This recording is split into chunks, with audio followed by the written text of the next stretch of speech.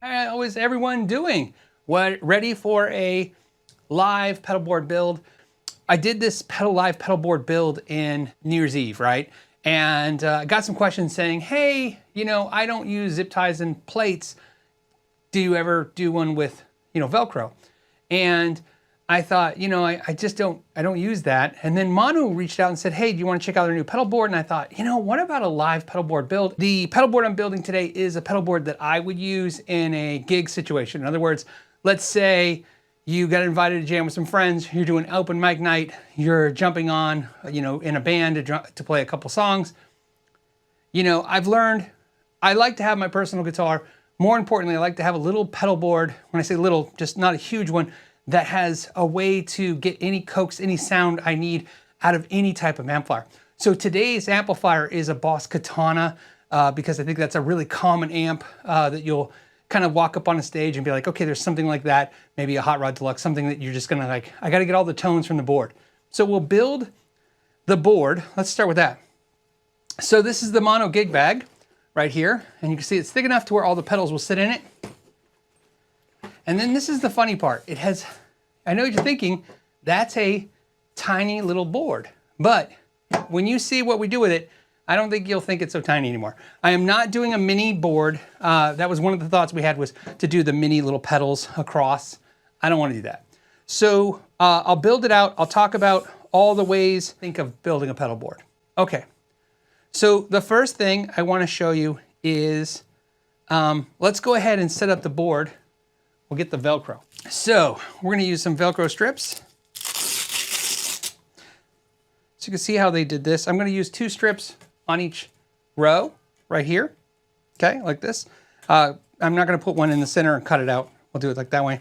And then what I'll do is I'll use 2 so we can just kind of cut once, so to speak. Okay. And I want it short about 1/4 of an inch each side. So I'm just gonna use my fingers to hold it right there. Hopefully these scissors are strong enough to cut through this. If not, I have some stronger shears that will do it. No, these are totally fine. Okay, put those aside. We might use those. I usually have an alcohol wipe, a bunch of them over there, and then I went to look right before the video started and I didn't think to get any more. So normally I would wipe this down. So that's what I suggest you do, is just to make sure it's a clean surface. Then what we're gonna do is we're going to peel this back. This is how I do this strip, 1/4 ways right here. And then what I do, you could use a hair dryer, but unfortunately I don't own a hair dryer. Use a heat gun, lowest setting, really fast. Just enough to warm the glue on the back. And then go ahead, like I said, go from the edge and just start putting it down. And then what I do then is a little bit more, little section, a little bit of warmth. This really helps the glue bond to the surface. I know what you're thinking, what about when you take it off? It's actually not that bad. You know what, we'll just do that last piece too here. And this will give you an idea how hot it is, because obviously I'm holding it. Okay. Okay, and just kind of work it out. I don't know how pretty you need to make this. This is like arts and crafts. Same thing as before. Do you have to heat this stuff up? No. Why do I do it? I learned it from somebody. I thought it made sense, especially when you put it on the pedals, because the surfaces are not always flat. And this will make this, what it really does, besides making the glue soft, is it makes the Velcro malleable. And it's not really a big deal when it's on a flat surface like this, but sometimes your pedal boards have little gaps and holes like here. So if you're doing a strip down the center, it really makes it stick. I like this silver one, but this isn't what I would have picked. Mono sent this out. It's cool, but I like the black ones because then you can't see the mistakes. Okay, let's hang this for a second. All right, let's start with our first pedal. What's our first pedal? Well, it's a pedal I've reviewed before. It's a pedal I've loved. In fact, it's gonna be in my, well, it's not in my top 10 pedals videos yet, but it is a top 10 pedal of mine. It's the Taurus Servo. If you guys don't know what this is one of my favorite pedals of all time for the price. It's literally super, super awesome. It's a boost. It's a compressor. It's a compression boost. It's down in the switch down position, it's a clean boost. In the middle position, it's like a mid-gain boost, very light. In the up position, it's a typical boost. No matter where you put this knob, it's just gonna be a little bit more of a boost. But it really does two things. They actually like market this as makes cheap guitars sound good. What I found is it makes Strats, single coils, sound fuller and thicker. Why would I have this on my board? Absolutely because of the fact that, you know, I just told you, what if I don't bring my guitar? What if I just bring this board? What's great about a board like this is I'll have this as like a go bag, so to speak. So I have a mini board like this, and it's just, that's what it is. It's like, okay, I gotta go, and I just grab it. What happens if they say, hey, if you come tonight, you know, and if you gotta, you know, you wanna jump on and play a song or two, but it's not a firm commitment. Do you really wanna bring a guitar and an amp for that? No, you can bring this, and this is something you can leave in the trunk of your car, you know, and not worry about the elements like the heat or the cold, you know, and it's small enough to stash away so you don't have to worry about somebody breaking in your car and they can't see it. This is definitely the must-have pedal for me, because like I said, what if somebody hands me a guitar and I'm like, man, it's really thin, it's just not really kind of hidden. There you go, right? I'm just like, okay, now I fixed the guitar. Now, like I did the last pedal build, I'm not gonna secure the pedals down yet. Now this one has no decals or anything, so I feel okay with just putting a strip on the back of this one right now. And the same thing as before, I'm just gonna kind of measure it out a little bit. This one, because it has screws, I wanna start shallow and then again, apply it. And you can feel it, it's really gummy now. And when you push on it, you can feel like glue just kind of smushing out to the seams. And again, you don't have to do this, but I like to. Okay, what do we got? We have a Warm Audio compressor pedal. So this is the Warm Pedal 76. I know what you're thinking, it's massively huge. Okay, so do you need this compressor? No, but I wanted a compressor pedal, and this is the one. Warm's like, what about this one? I'm like, that's amazing, let's do it. Plus, I like the challenge. I'm like, this thing's half the board, how is it gonna fit? Okay, so this is a compressor or pedal that's modeled after an old, probably 1976 rack mount compressor that you use in studios. I went through this pedal, and it's just amazing. You can use it for microphones or guitars. It's got a high and a low drive setting. It's absolutely fantastic. Why a compressor? Here's why a compressor. I'm not a real huge fan of like a lot of solid state amps, especially clean. I like to play a little clean, like, you know, you're strumming chords. And I feel like sometimes the solid state amps, they're very clean, but they don't compress. They don't sustain like a tube amp. Do I need a tube amp? No, I'm okay with a compressor pedal. I'm actually as happy, so you know, like for years, many years, a go-to rig for me was a Roland Cube amp with a compressor pedal just in front of it. That's it. And I can make that work anywhere. So compression pedal. So this compression pedal, again, it has feet. We have to take the feet off. Okay, so same thing. We're gonna put a strip on here, and this particular pedal, we're not putting it this way. One, it doesn't make sense. But what's great is, this is a perfect example of why it's smart they put this button here, because that's how I'm gonna put it. We're gonna put a strip down the center, because that's how I'm gonna put it this way. Now, is one enough? I think one strip's enough. I think it'll be fine. You know, I mean, you're not going on tour with Fleetwood Mac. You're fine.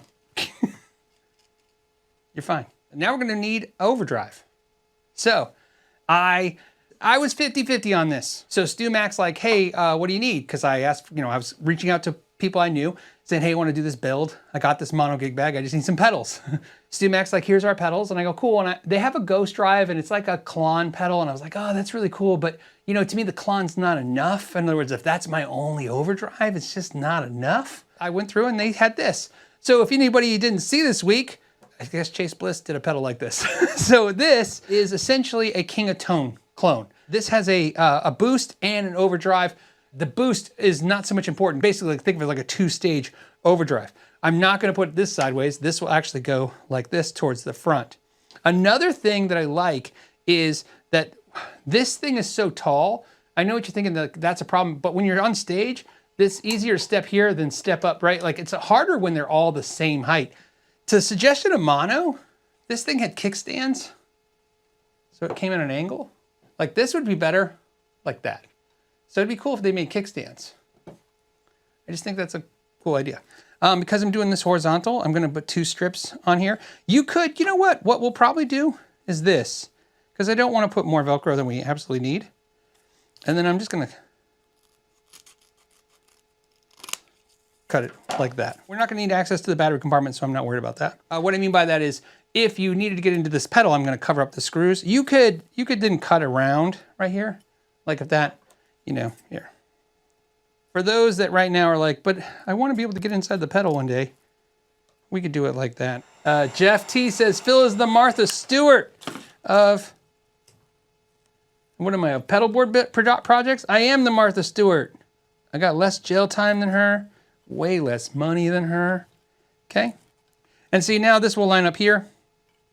Okay, so here's a pedal that I sometimes use. As you guys know, I recently did a video about a wah pedal. I usually don't put the wah pedal on the board. I like to have a wah pedal. I kind of need a wah pedal. And the question was like, do I add a wah pedal to this pedal board and say off the board? But I didn't want to do that. So what do I use if I don't have a wah pedal? I actually use this. I did a video about this years and years ago. I use a phaser. I have the Light Cycle Phaser 2 pedal. So this is a phaser pedal, and we'll go over all the settings. By the way, you're gonna hear the board and everything. So here's the Phaser 2. Why do I use this? Because this essentially is going to be my wah pedal. Now, normally, you would put this at the beginning, but I actually will put it towards the end because it just gets swirly and messy and nasty and crazy. But you could absolutely, without a doubt, move things aside and put this first and make it like a wah pedal. So on this one, same thing, super easy. There's no label on the back. Next and last pedal. This is the pedal I absolutely have to have because I don't know what kind of situation. Obviously with a katana or something like that, I'll be fine. But what happens if, you know, they have a Marshall, you know, or they have, you know, some kind of amp that, you know, doesn't have reverb or delay. I prefer reverb over delay, but most amps have reverb. So I kind of go, okay, if I'm a betting man, I'm gonna bet that the amp most likely is gonna have reverb, but not delay. So Pigtronics was willing to send this really cool delay pedal. So this is the Constellator. It's an analog delay pedal. And what's cool with this one does have labels on the back, and we don't want to ruin the labels. So what we do is, probably seen me do this before, we get some painter's tape. That's how I do it. Put it there. We take an X-Acto knife. You know what, it's gonna be a lot easier if I just do it this way. I don't know why I'm making this so hard. Here. There we go. That's how I do it. Okay, so we'll do this. What I want to do is I don't want to cover up the serial number, right? So a little bit more. I'll show you why in a second. Because, there. Look at that. What I did is I covered up this. Why did I do this? If you haven't seen me do this before in videos, when we put Velcro on there, when you peel it off, it'll peel the painter's tape off, it'll leave the labels, and it will still stick to the board as strong as ever. You can, it's up to you if you care about this label. I'm gonna go ahead and say, yeah, let's protect that label too. That is good enough. You don't have to cover up 100% of the label, although it would help. This should be more than fine. And so same thing with this, we're gonna go ahead. If you wanna see what I'm talking about when you peel off the Velcro and the painter's tape's safe, I have a video. I will put a link. I didn't do it already, but I will put a link if you're curious to show that how it works. It absolutely works. Okay, so this is our pedal board. All right, so take those off. Let's go ahead and start assembling things, and then we'll get to listen to them. So the first thing we're gonna do is we need to power these. Look at that. So this is important. None of the pedals are specifically any different milliamps than others. What you need to know is that all of these will work. So all of these are 9 volts, you're fine. All of them will do 100 milliamps, okay? So, but only these two will do 150, and this will do 500. So if you have a pedal that does 100 milliamps and 9 volts, you can plug it in that, you're fine. But if you plug in a pedal that does 500 millivolts and you plug it in here, it'll work, but it'll hum because it's not getting enough power. So that's what you want to take notice of with these. We're gonna put this in the bottom.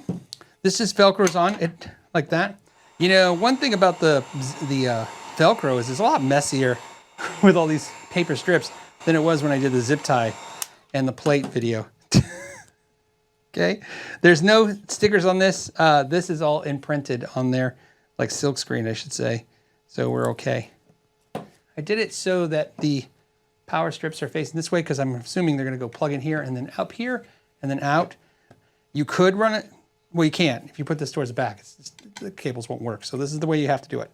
So you could also, you know what's cool is you could probably make it to where you have it on both sides in case you want to run this way and run the cables a different way.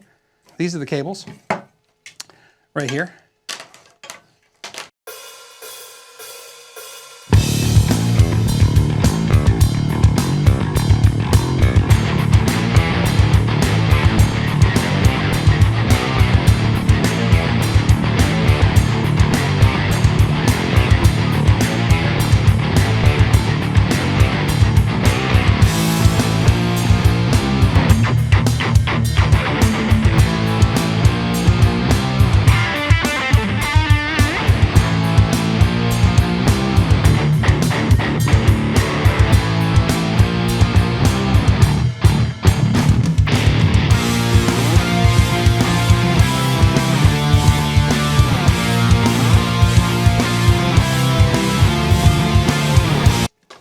And then, like I said, this is why they make zip ties. Well, originally when they made zip ties, they probably weren't making them for middle-aged men to make pedals boards, but maybe they were. Let's take a look at the bottom. This is what the bottom of the board looks like. So this daisy chain that they gave us has one extra this. I do not want this touching anything and shorting out. It won't do massive damage, but it will, sometimes it'll spark, but mostly it might sometimes shut off the power supply or shut off the pedals. So how do we take care of that? Well, lucky for us, we use a heat gun to put on the tape. So we're just gonna make that easy, like so. So this is shrink tubing. Just gonna put a piece of shrink tubing right there, so you can see that. And I'm just gonna pinch it right about there. And then what we'll do, even though I just put scissors away, cut that piece off, stick that there. And for this, I'm actually use the higher setting just because I want it to happen quickly. Here's our pedal board. Let's start with something simple with the clean tone. So I'm using my headless PM Delos. I'm gonna start with the neck pickup in single coil mode, which is gonna sound like this.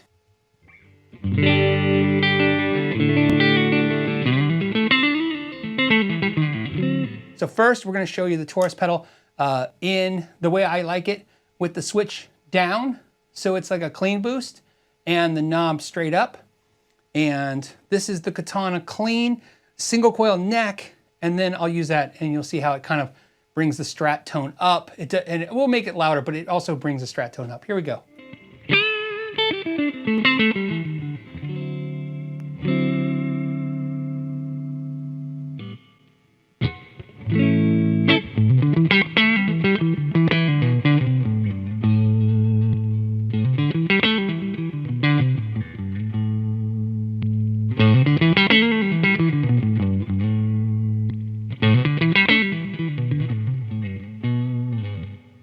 So subtle, and that's the funny part. Some of you, especially in a live compression, live, I understand. Some of you are gonna go, I don't really hear a difference. That's the whole point. You're not supposed to hear a massive difference. But for me, it's just a little rounder on the notes, a little bigger and a little bit more sustained, which really helps when you're playing, because if you've ever played, especially in a live situation, and you feel like the guitar is just sucking all the sound out of every note, and you're just trying to compete with the guitar, it's a really bad time, especially when you're in a new environment.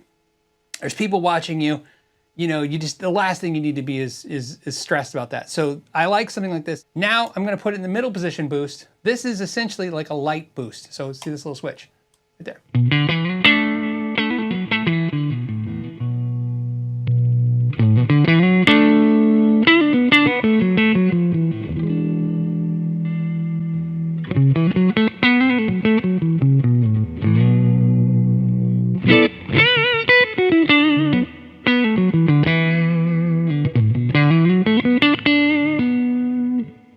Okay, right, now let's go to full boost, go clean, and then full boost.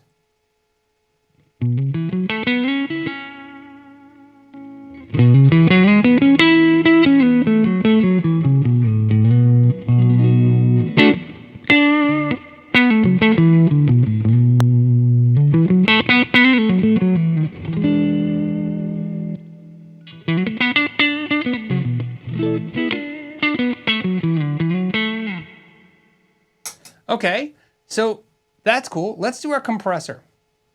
So this compressor is pretty basic. So you have essentially sideways, you have some controls. You have ratio, which is how much compression there's gonna be. And I've explained this before, compressors, a lot of people have trouble with them. Let me just give you the simplest way I've learned to explain a compressor. First of all, the first rule of compressors for guitar players, in my opinion, or even bass players, is you do not turn them on and go, oh wow, that's a sound. You turn them on and you play for a minute. You don't even have to play for a minute, maybe 30 seconds, 20 seconds. Then you turn them off. And then you'll notice what's missing. It's hard immediately to tell what's different when you first turn them on, but when you turn them off, you'll feel it. It's almost like, wow, something happened, right? Like all of a sudden sustain's gone, fullness is gone, something's gone. So a compressor does really one cool thing that's nice, which is, I always like this analogy. Marcus Miller gave it, it's not me. He said, imagine you took a rock and you threw it in the water.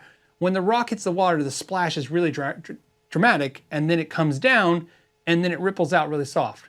A compressor, what it does is it doesn't let the splash get too big, and it doesn't let it fade off really quickly. It kind of like takes the energy and it spreads it out. So when you hit a note, instead of having this big plume of a note and then it decay off, it's kind of like it's not as intense when you first hear it, but it stays around a lot longer. So looking at this pedal, you have ratio, that's how much compression you're gonna have. Attack is how fast you want compression to happen once you hit a note. So you hit the note and then this will dictate how fast the note starts compressing. The release is how fast you want the compressor to let go of it or return it back to its normal tonality or uncompressed state. Output is essentially just like an output. It's going to act like a boost in the idea that it's boosting the amp because it's going to send more signal that came in. And then the input compressor, I'm not really sure. something, we'll figure it out. Okay, but messing with it, obviously I told you guys I really, really liked it. This is kind of where I found my spot with it.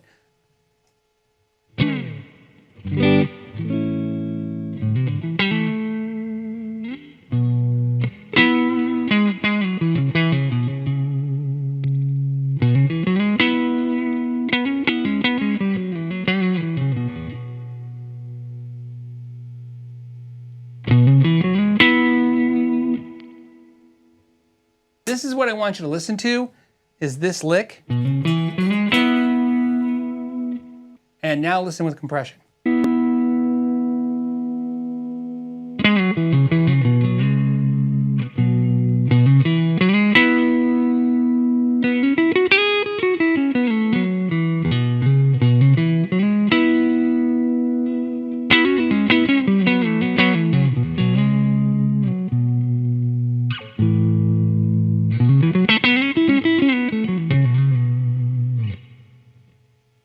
Amazing, right? So again, subtle, but that's what you kind of need when I'm just kind of like, okay, I got this amp, it's not doing what I want.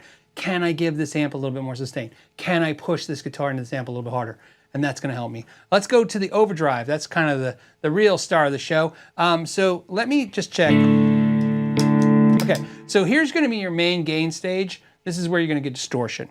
For this, if you don't mind, I'm gonna go to the bridge humbucker. So I'll give you a taste of that and then we'll mess with these sounds. Here we go.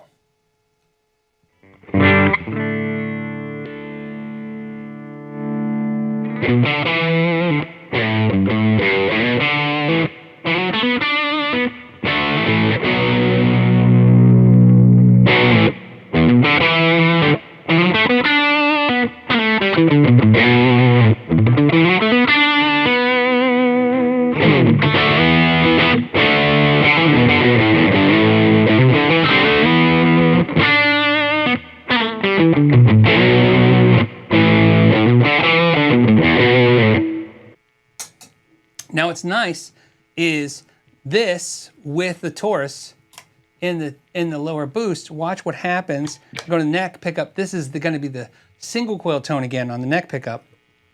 And then I'll show you with the boost and without it. Here we go.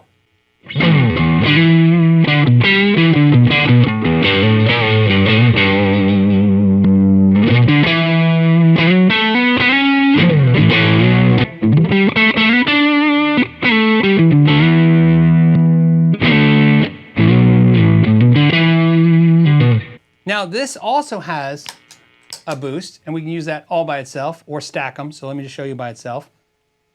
And again, I'll start with clean. This is the neck pickup.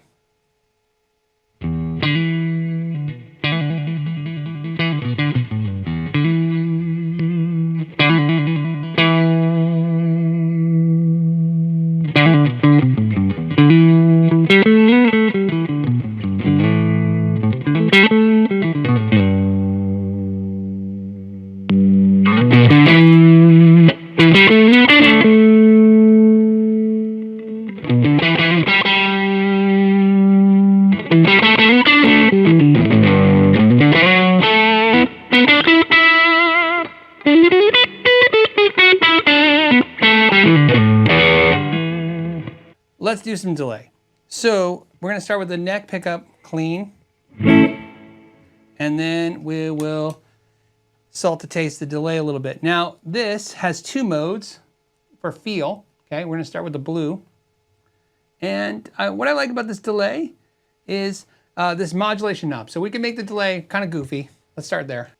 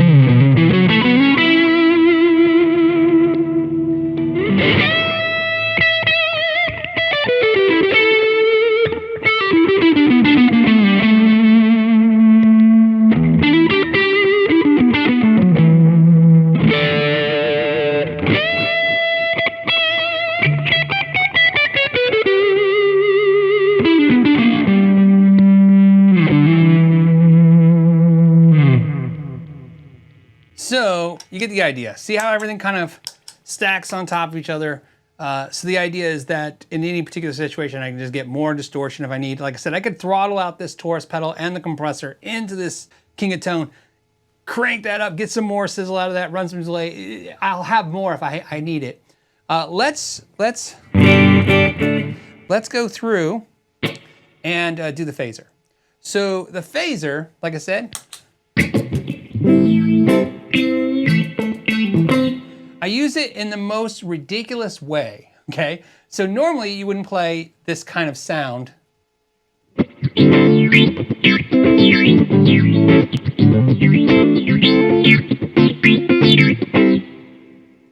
mean, that's just a little too phasery. But if I'm trying to fake a wah sound, by the way, I stole this from Paul Gilbert.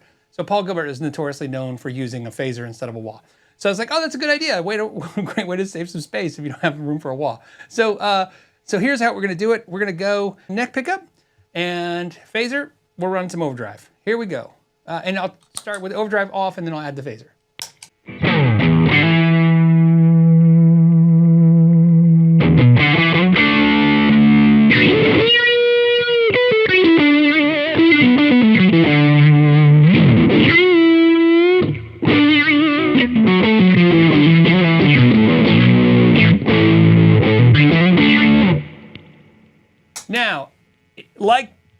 Paul Gilbert showed when he did his demonstration, which I stole this idea from, you only get a few seconds to trick people. After a while, they kind of figure out there's something else besides a wall. It's a phase or something else. But if you do it quick, like I said, I'll show you the quick way again.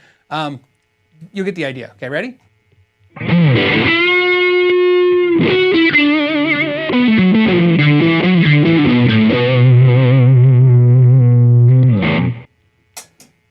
So you can see very quickly somebody would think that's a wall pedal. It's got a phasery. Now, if you add it at the end, which I was talking about doing, it would be really intense.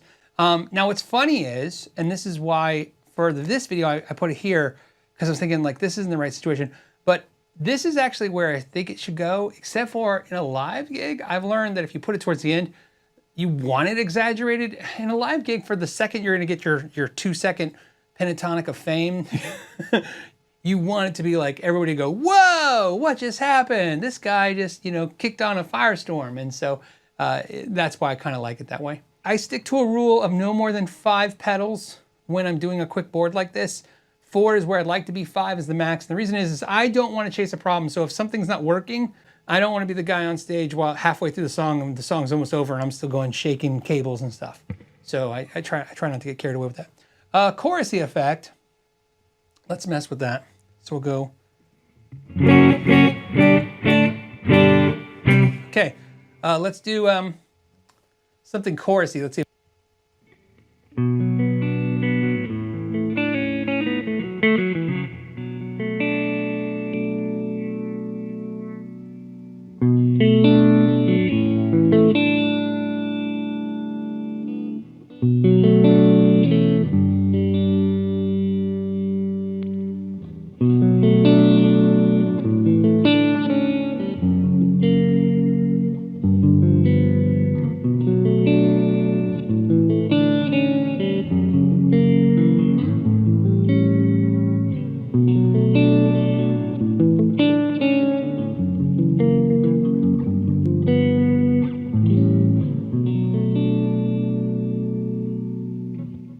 Just want to say thank you again to Sweetwater and Pigtronics. That's who supplied the Pigtronics pedal, and thank you so much for sponsoring the video. They're also covering the shipping to you guys. That was something that was kind of come out of my pocket, and so Sweetwater's covering the shipping. So this is great. That's like to me, it's like thank you, right? And then I want to thank Stu Mack for the King pedal, which is the King of Tone pedal, and the phaser pedal. I want to thank Warm Audio for the cables and this amazing compressor. And I want to thank Taurus Pedals and Amps for getting this pedal here. And I mean, in like no time from Poland. Thank you so much. And they sent something extra, a little special. Maybe we'll get another video out of that. So a little cool to do as well. So I want to thank all of them. So if you like this clip and you'd like to watch another one, you can click right here. And if you want to see the entire episode of the podcast, you can click right there. As always, thank you for your time and know your gear.